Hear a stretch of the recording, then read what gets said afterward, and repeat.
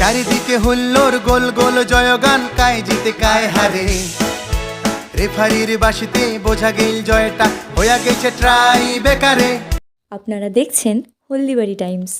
দেশের বিভিন্ন প্রান্তের মহিলা দলকে নিয়ে ক্ষিতীশচন্দ্র রায় মেমোরিয়াল নকআউট মহিলা ফুটবল টুর্নামেন্টের আয়োজন।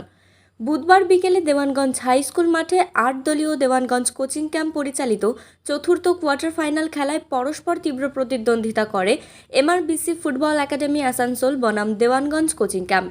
নির্ধারিত সময়ে দুটি দলেরই গোল 1-1 থাকায় ট্রাইবেকারের সিদ্ধান্ত নেন রেফারি।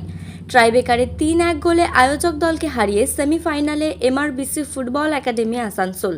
খেলায় সেরা নির্বাচিত হয় এমআরবিসি ফুটবল একাডেমি আসানসোলের সোনাই কর্মকার।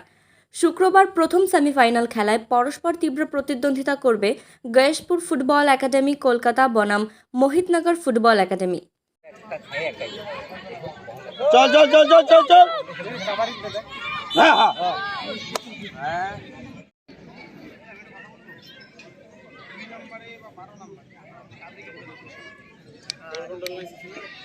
এরা নিয়ে ঢুকিন না রে পাখিদা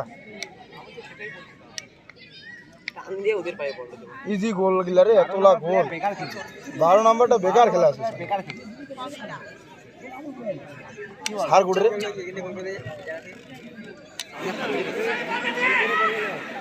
পেনাল্টি দিতে কি করবে আমগো পেনাল্টি দিতে কি হবে এদিকে জামু দিতে হবে তাহলে জামু দিতে ওদিকে জামু দিতে কাজ করে কষি চল চল মার মার মার সমানে ইসকে ফার্স্ট টাইম নিল রে গেল ফার্স্ট টাইম নিতে হয় ইনশাআল্লাহ ওই টিমের কি দে ভালো চাকরি আসলে বল রে